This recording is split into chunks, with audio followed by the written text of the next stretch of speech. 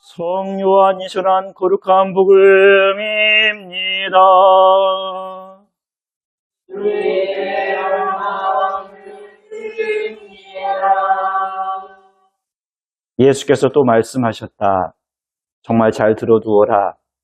양 우리에 들어갈 때에 문으로 들어가지 않고 딴 데로 넘어 들어가는 사람은 도둑이며 강도이다.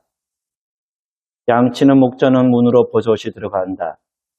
움직이는 목자에게 문을 열어주고 양들은 목자의 음성을 알아듣는다. 목자는 자기 양들을 하나하나 불러내어 밖으로 데리고 나간다. 이렇게 양떼를 불러낸 다음에 목자는 앞장서 간다. 양떼는 그의 음성을 알고 있었기 때문에 그를 뒤따라간다. 양들은 낯선 사람을 결코 따라가지 않는다. 그 사람의 음성이 귀에 익지 않기 때문에 오히려 그를 피하여 달아난다. 예수께서 그들에게 이 비유를 말씀해 주셨지만 그들은 그 말씀이 무슨 뜻인지 깨닫지 못하였다. 예수께서 또 말씀하셨다. 정말 잘 들어두어라. 나는 양의 드나드는 문이다. 나보다 먼저 온 사람은 모두 다 도둑이며 강도이다. 그래서 양들은 그들의 말을 듣지 않는다. 나는 문이다. 누구든지 나를 거쳐서 들어오면 안전할 뿐더러 마음대로 드나들며 좋은 풀을 먹을 수 있다. 도둑은 다만 양을 훔쳐다가 죽여서 없애려고 오지만 나는 양들이 생명을 얻고 더 얻어 풍성하게 하려고 왔다. 주님의 복음입니다. 그리스도를 찬미합니다.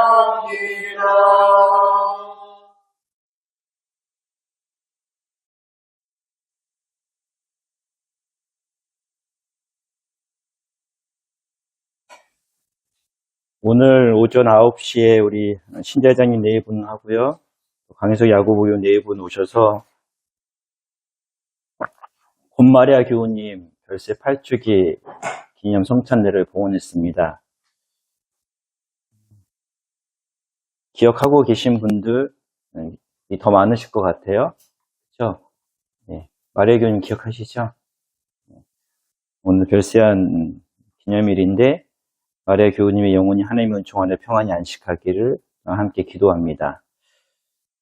제가 들은 이야기여서 사실 확인이 좀 필요한데 저 뒤에 보시면 우리 현관 지금 아주 참 아름답게 돼 있잖아요. 창 유리창으로 문이 돼 있잖아요. 그 전엔 이게 막혀 있었다고 맞나요? 그러다가 한재선 신부님께서 심호하실 때 이때 저거를 이제 다시 문을 이렇게 열려고 할 때 몇 분들께서 그거 굳이 이렇게 해야 되냐고 그랬더니 한재선 신부님이 만약에 교인들 장난하면 어떻게 할 거냐고 이렇게 모시고 들어와야 되는데 못 들어오면 어떻게 할 거냐 그래서 하셨다는 얘기를 제가 들었는데 맞나요? 네. 제가 그렇게 들었거든요. 네. 그것을 시작으로 교회 장례가 계속 많이 났다는 한재선 신부님 얘기가 들었습니다. 그 뒤로 이렇게 장례가 예상하지 못한 장례들이 많이 나서 우리 교회가 한동안 상실과 또 슬픔에 있었다는 이야기를 들었습니다. 어찌 뭐 문눈을 만들어서 그러겠습니까? 그렇죠? 인생사라는 것이 뜨면 또 지기도 하는 것이고 태어나면 사그라질 텐데 특별히 오늘 별세한 신자이신 우리 마리아 교우님 그분이 우리 안에 또 새롭게 살아 계신 줄 믿습니다.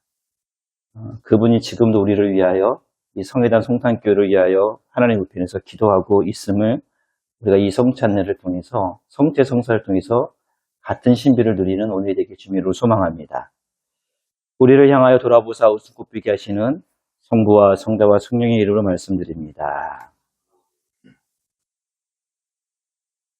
옆에 분하고 같이 하셔도 좋고요. 아니면 그냥 혼자 하셔도 좋습니다. 한번 해보시겠어요? 그분은 그대의 이름을 알고 계십니다.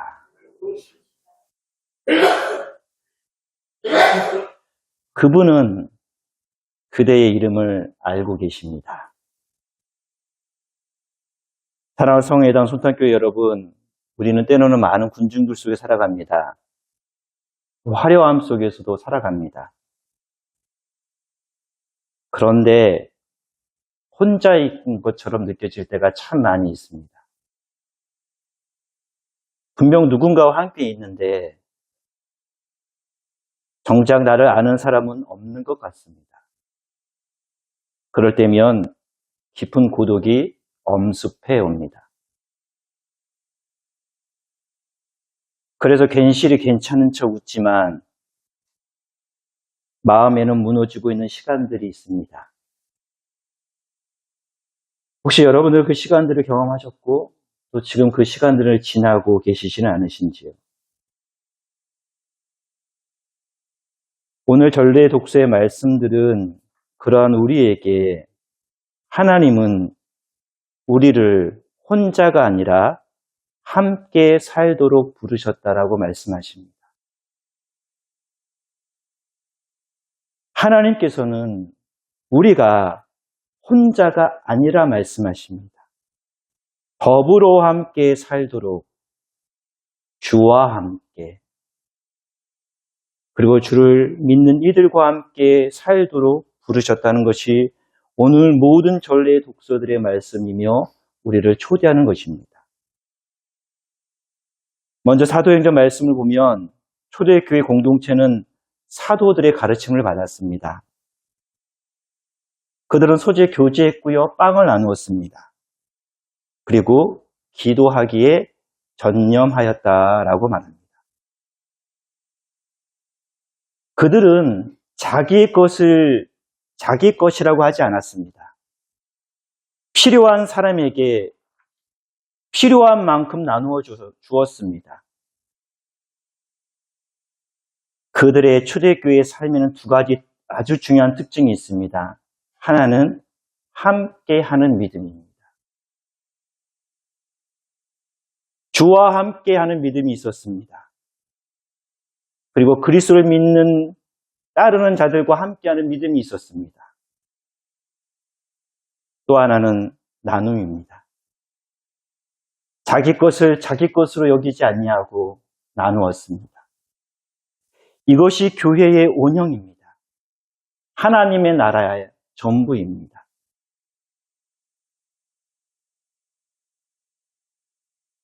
우리는 지금 함께 있습니까?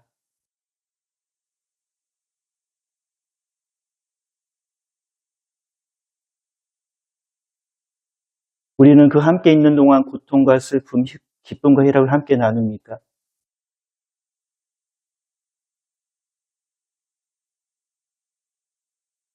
그런데 또 하나의 질문이 듭니다. 어떻게 초대교회는 그렇게 살 수 있었을까요?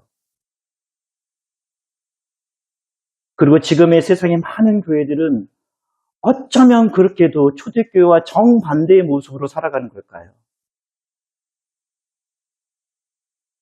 초대교회 사람들이 착해서가 아닙니다.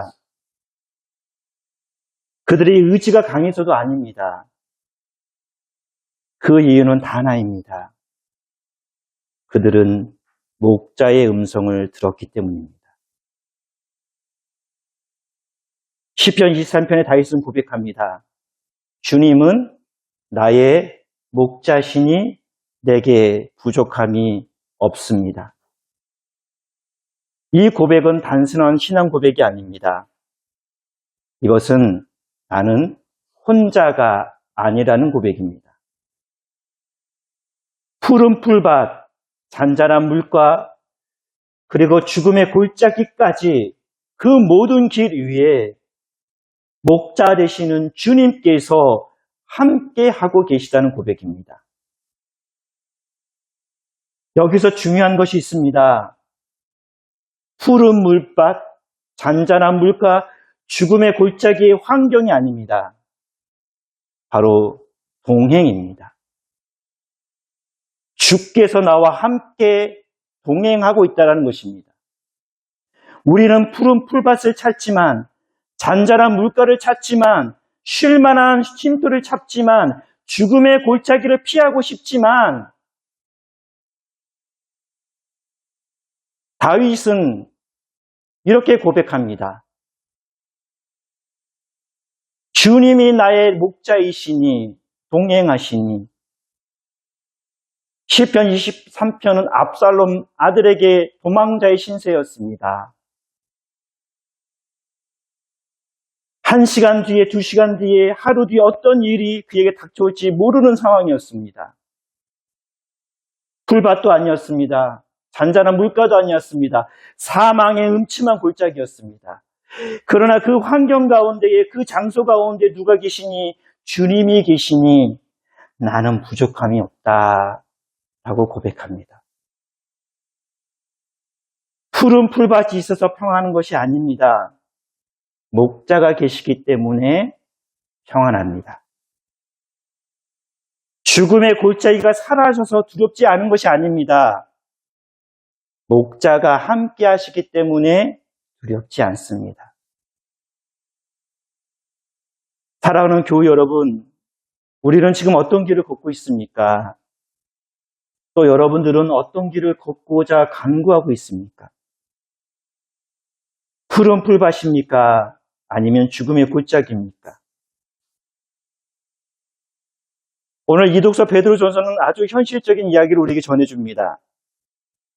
억울하게 고통을 받으면서도 하나님을 생각함으로 참으면 이는 아름다운 일입니다.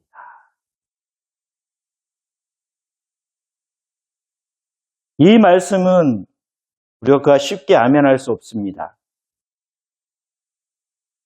그러나 이것은 실제로 고통받고 있는 사람들에게 주어진 말씀입니다. 그리고 이어서 이렇게 말하지 않습니까? 그리스도께서 너희를 위하여 고난받으사 너희에게 모본을 잊혀 그 잘치를 따라오게 하려 하심이니라. 사랑하는 교회 여러분, 이 말씀 우리에게 분명한 사실 한 가지를 알려줍니다. 신앙은 고통이 없는 삶이 아닙니다. 신앙은 절망이 없는 삶이 아닙니다. 신앙은 고통 속에서도, 절망 속에서도 길을 잃지 않는 삶입니다. 왜냐하면 그 길에 인도자가 바로 있기 때문입니다. 그분은 말로만 인도하시는 분이 아닙니다. 우리보다 먼저 앞서 그 길을 걸어가십니다. 그는 죄를 범하지 아니하시고 그 입에 거짓도 없으시다고 말씀합니다. 욕을 당하시되 대신 욕하지 아니하시고 고난을 당하시되 위협하지 아니하시고 이것이 바로 우리의 목자이신 예수 그리스도의 모습입니다. 예수님은 아주 조용하지만 분명하게 말씀하십니다. 나는 양을 안다. 그리고 그의 이름을 부른다라고 말씀하십니다. 무리를 부르는 것이 아니라요. 그 무리 가운데 있는 한 마리 한 마리 양이 새끼를 낳았을 때부터 불러왔던 그 이름을 하나씩을 부른다라는 것입니다. 솔로몬아, 에다야, 예수나, 다비다야, 데레사야, 세레오아나, 미리야마, 바우로야, 예스도야, 바아드야, 모세야, 모니카야, 마르코야, 엘리사베사, 발렌티노야, 야고바, 이사가, 데모토야, 이어나. 주님은 우리의 이름 하나하나를 부르십니다. 세상은 우리를 역할로 기억합니다. 신부님, 교우님, 어머니, 아버지, 선생님. 그러나 예수님께서는 그 역할이 아니라 나 자신 자체를 부르십니다. 그러면서 말씀하십니다. 뭐라고 말씀하시나요? 내가 너를 알고 있다. 내가 너를 알고 있다. 여러분, 여기에 나오는 알다라는 단어는요, 한번 말씀드렸던 것 같습니다. 구약의 성경이 뭐로 지어졌죠? 구약의 성경이 뭐로 지어졌죠? 언어가 뭐죠? 네, 히브리어죠. 창세기에 보면요, 하나님께서 아담을 알다라고 얘기해요. 그 알다가요, 야다입니다. 여러분, 여기 계신 분 중에요, 사제인 김현석, 자연인 김현석, 제일 잘하는 사람이 누구가 있을까요? 여기 계신 분 중에. 누굴까요? 누구요? 그렇죠. 왜일까요? 저와 저 아내는 여러분과 나눌 수 없는 것을 나눕니다. 바로 설명드리진 않겠어요. 벌거벗어도 부끄럽지 않아요. 이게 안다라는 거예요. 그냥 겉으로 형식적으로 아는 게 아니에요. 벌거벗어도 부끄러움이 없는 그것이 바로 야다, 안다라는 것입니다. 오늘 예수께서 내가 너를 알고 있다라는 것은 그 친밀함이에요. 스쳐 지나가는 것이 아니라 그 친밀함입니다. 하나님은 우리를 이렇게 알고 있는데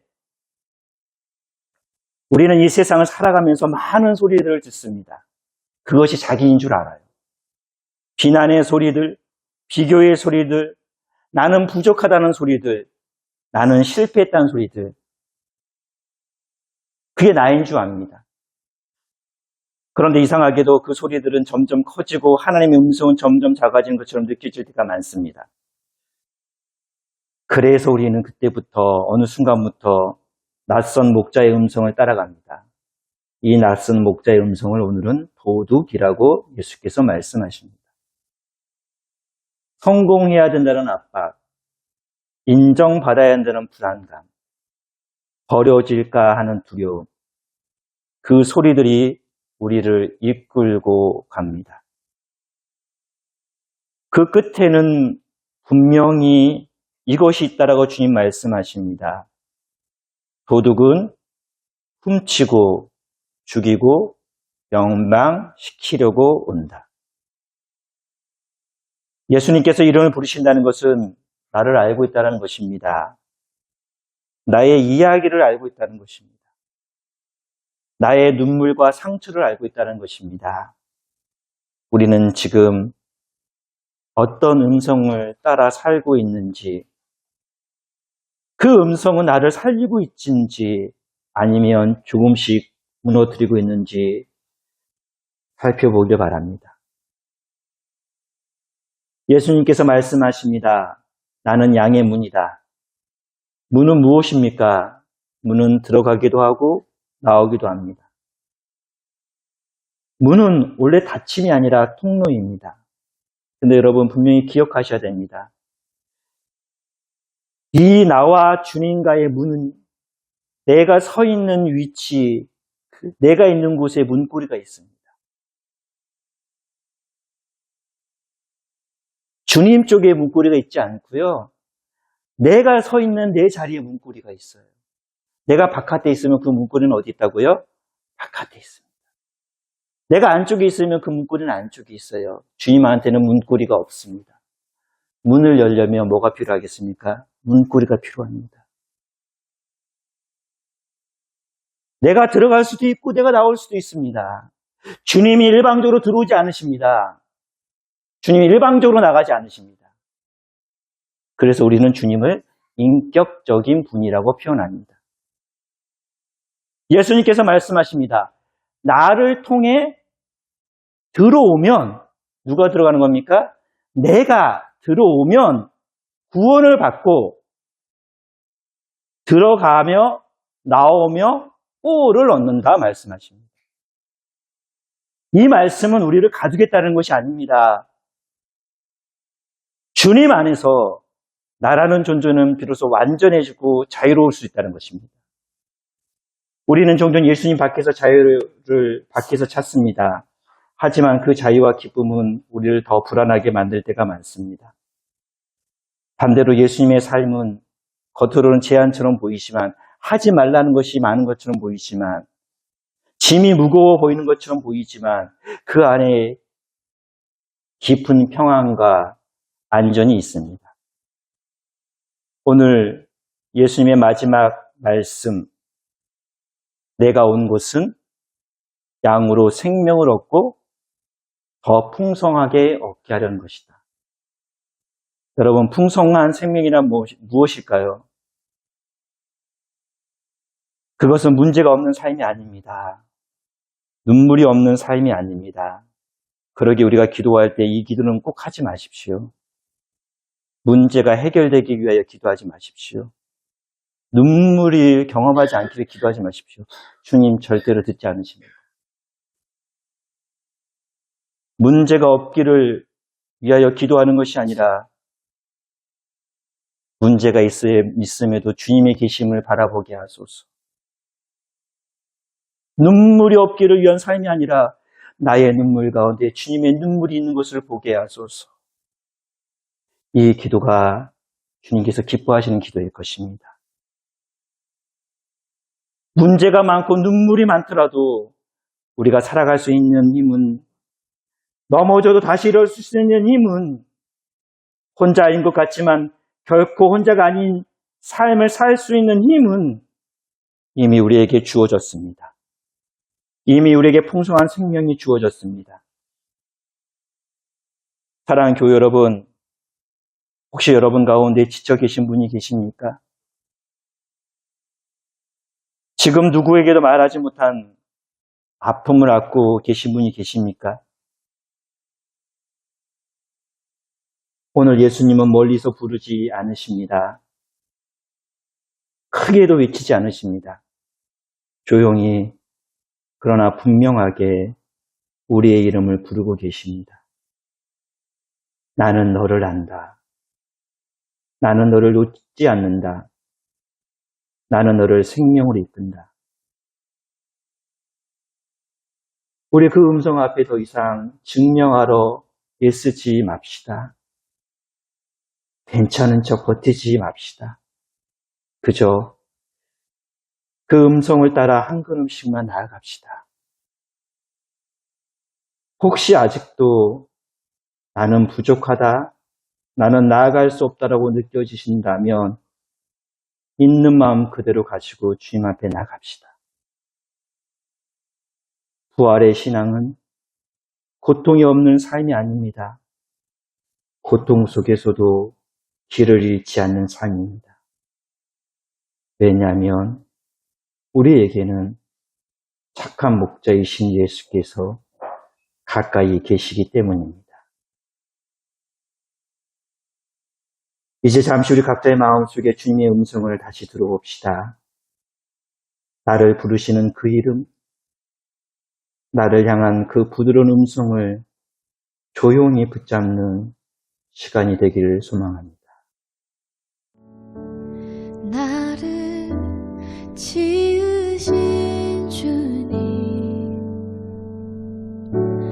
내 안에 계셔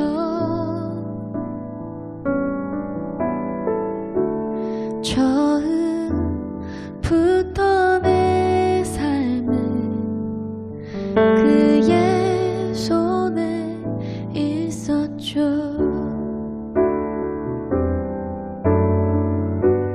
내 이름 아시죠. 내 모든 생각도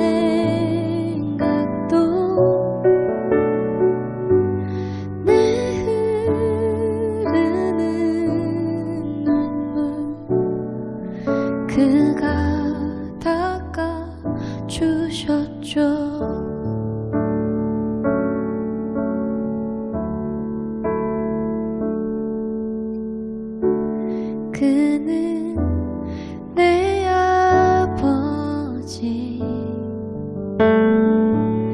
난 그의 소유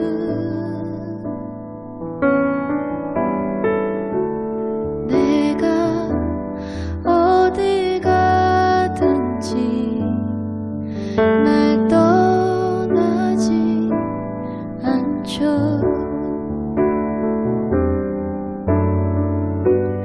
내 이름 아시죠. 내 모든 생각도 아바라 부를 때 그가 들으시죠.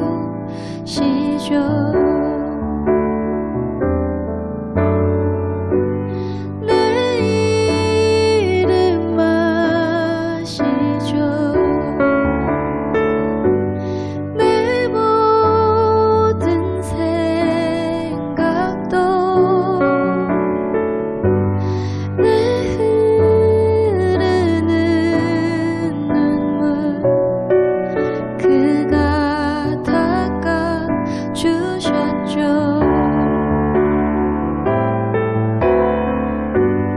내 이름 아시죠. 내 모든 생각도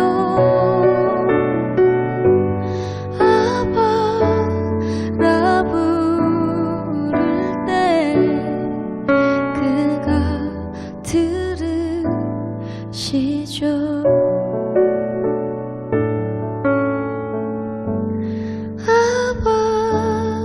아바라 부를 때